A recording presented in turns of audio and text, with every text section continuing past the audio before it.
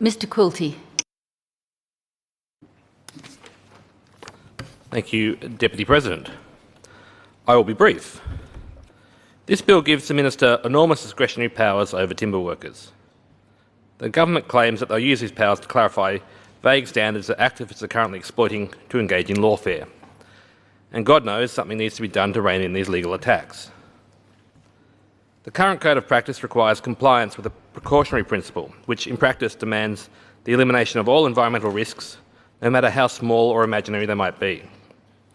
It's an impossible principle to apply, and anti-logging groups know it.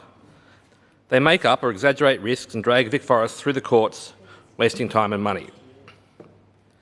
Vic Forests, controlled by the state government, is told not to pursue compensation for the millions of dollars in legal costs caused by vexatious environmentalist litigation.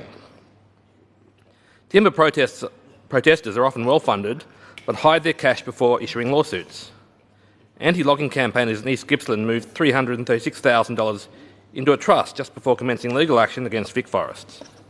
Another group, My Environment, still owes $2 million to Vic Forests that it is unlikely to ever pay. Now, this government is not a fan of timber or the industry. Anti-timber activists want to kill off the industry overnight, and the government wants to kill it off over the next 8 years. They're agreed on the objective, they're only haggling over the price. That's the choice we're being given. Hardwood timber has already been given a death sentence. It's only a question of how long before the axe falls. Giving these additional discretionary powers to the government is a risk. A much better way to address this issue would have been creating a clearer code of conduct that ditched the precautionary principle.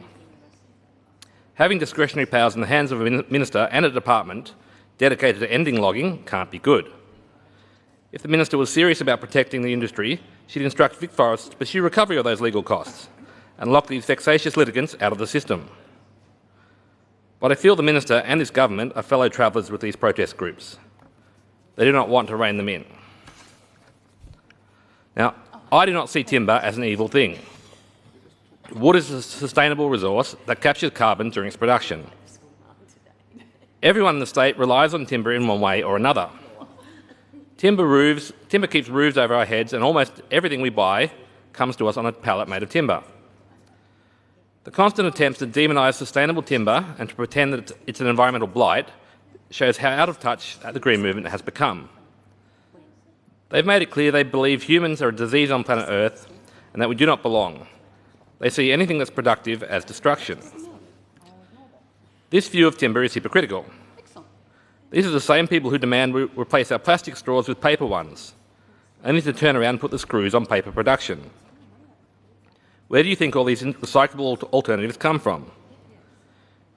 If we can't have mining, plastic, concrete or timber, we can't have cities, roads, houses or logistics. The Green movement wants to pull civilisation back into the dirt, and they're abusing our legal system to do that. The Victorian timber industry is important to our state, but vital to the economies of so many regional communities. The shutting down the timber industry, as this minister is overseeing, can only be considered as part of this Melbourne government's ongoing war on the regions. These communities don't want more government cash to shut them down. They want to continue to work, to produce timber and to help manage the forests. They deserve better.